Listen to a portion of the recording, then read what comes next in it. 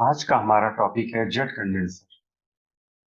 इससे पहले वाले पार्ट में हमने कंडेंसर्स को डिस्कस किया था, टाइप्स ऑफ कंडेंसर को डिस्कस किया था, एलिमेंट्स और उसके प्रिंसिपल को। आज हम जेट कंडेंसर और उसकी वर्किंग को डिस्कस करेंगे। सबसे पहले हम देखते हैं कि जेट कंडेंसर के टाइप कौन कौन से होते हैं।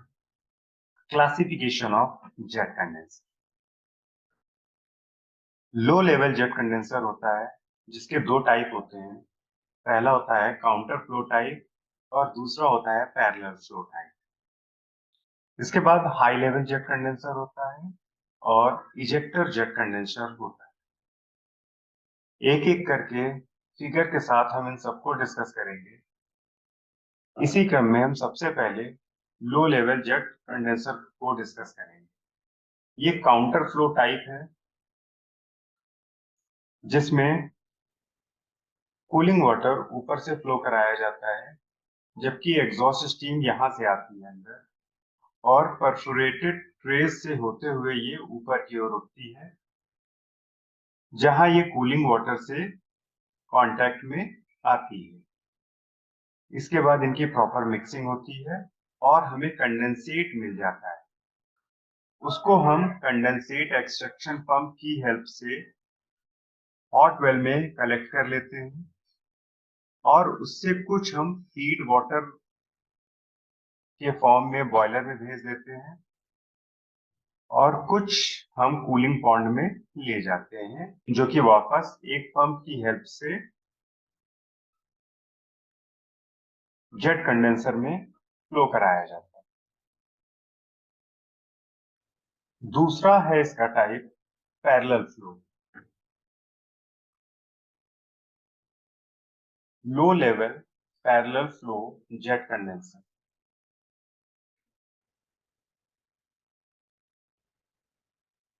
दूसरा है low level parallel flow jet condenser, जिसमें स्टीम ऊपर से आती है और वाटर यहां से एंटर करता है, जिसमें कि एग्जॉस्ट स्टीम या कूलिंग वाटर दोनों की डायरेक्शन सेम होती है, इसलिए इसको पैरेलल फ्लो कहते हैं।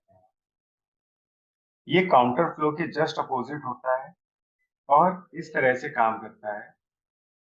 The mixture of condensate coolant and air are extracted with the help of wet air pump. Wet air pump की हेल्प से हम यहाँ से कंडेंसेट एयर और कूलेंट को हटा देते हैं सिस्टम से। इसमें 600 mm ऑफ एचजी तक वैक्यूम हम क्रिएट करते हैं।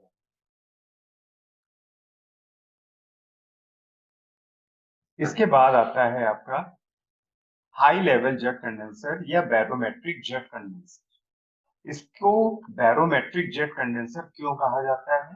क्योंकि एटमॉस्फेरिक प्रेशर इसमें 10.33 मीटर ऑफ वाटर कॉलम के रखा जाता है।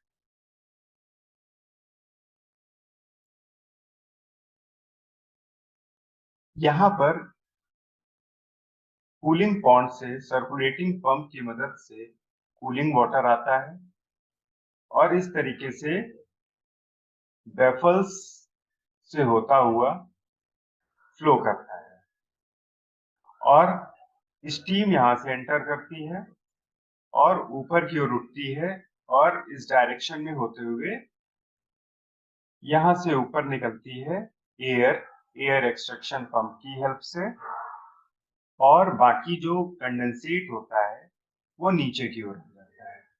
जैसे कि ये भी जेट कंडेंसर ही है, तो इसमें भी प्रॉपर मिक्सिंग होगी कूलिंग वाटर की और स्टीम की।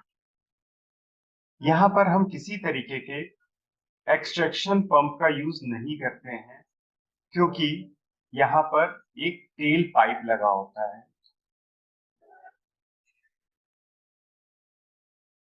तो ये वर्किंग है आपकी बैरोमेट्रिक जेट कंडेंसर की या हाई लेवल जेट कंडेंसर।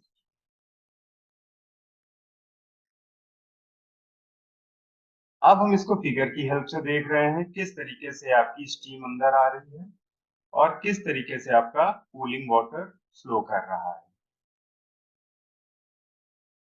और यहाँ पर हम देख रहे हैं कि हाई लेवल जेट कंडेंसर किस तरीके से वर्क करता है, किस तरीके से स्टीम फ्लो करती है, किस तरीके से ड्राई एयर पंप और कूलिंग वाटर पंप वर्क करता है, कंडेंसेट टेल पाइप से होता हुआ कैसे हॉट वेल पे आता है, हम यहाँ पर एनिमेशन की हेल्प से देख सकते हैं।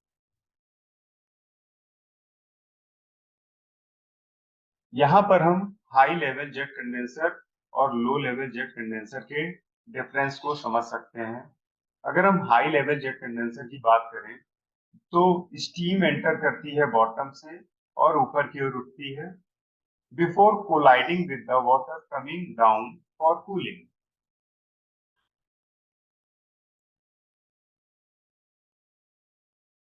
जबकि लो लेवल जेट कंडेंसर की बात करें अगर हम, तो स्टीम और कूलिंग वाटर दोनों ही अलग अलग पॉइंट से एंटर करता है, कोई टॉप से या कोई बॉटम से या इसके अपोजिट भी कुछ भी हो सकता है। At the very top of the condenser cell, a vacuum is produced using a vacuum and injector pump similar to a low-level jet condenser. जबकि लो लेवल जेट कंडेंसर में क्या होता है, the air pump is found at the top of this condenser, जैसा कि हमने पिछले figure में देखा था। Vacuum produced by the air pump takes water from the cooling tower. जो मेन डिफरेंस है हाई लेवल और लो लेवल जेट कंडेंसर में, वो क्या है आपका, यहाँ पर किसी भी तरीके का कोई भी एक्सट्रैक्शन पंप का यूज नहीं होता है, जबकि लो लेवल में पंप का यूज होता है। A large vertical discharge pipe carries the condensate.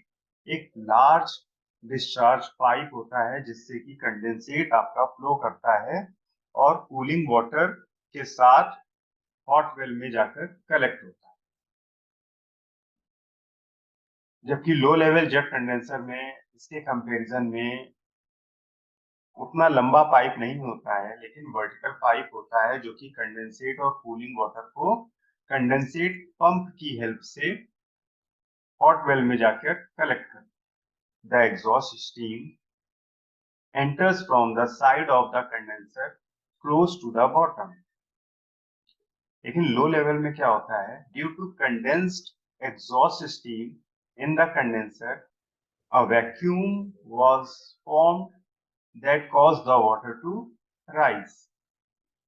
ये बेसिक डिफरेंस है लो लेवल और हाई लेवल जेट कंडेंसर।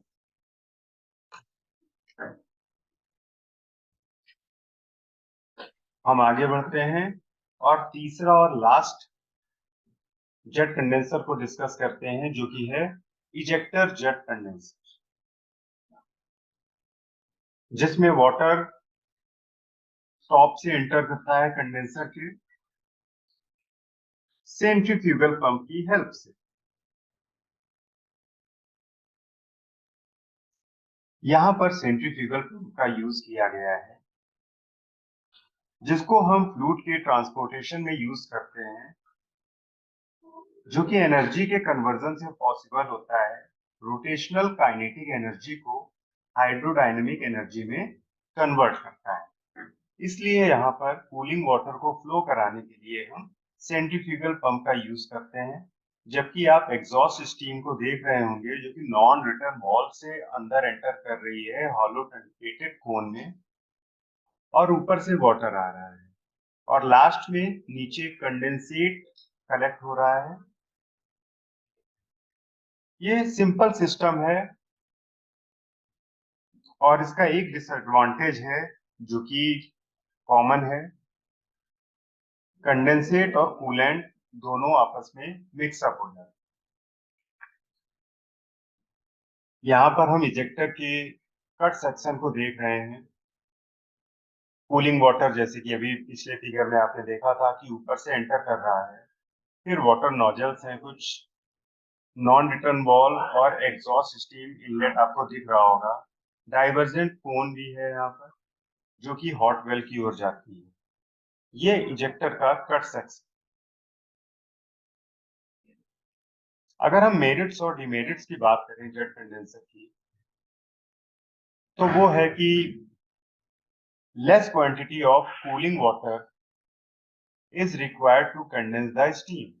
ये इसकी एक मेरिट है कि हमें कूलिंग वाटर की कम क्वांटिटी की जरूरत पड़ती है स्टीम को कंडेंस करने की। दूसरा है कि इसका कंस्ट्रक्शन सिंपल होता है और कॉस्ट इसकी कम होती है। और तीसरा है कि इसमें कूलिंग वाटर पंप की जरूरत नहीं होती। स्पेस भी इसमें कम जरूरी होता है, मेंटेनेंस कॉस्ट भी इसकी कम होती है। अगर हम डिमेरिट्स की बात करें तो इसमें कंडेंसेट वेस्ट होता है अगर हम उसकी प्रॉपर इम्प्योरिटीज को दूर ना करें तो। Less suitable for high capacity plants. High capacity plant में ये उतना यूजफुल नहीं होता है। इसमें पाइपिंग कॉस्ट काफी ज्यादा होती है क्योंकि लार्ज लेंथ ऑफ पाइप्स इसमें जरूरी होते हैं, जरूरत पड़ती है। Loss of vacuum due to leakage of air from long pipe.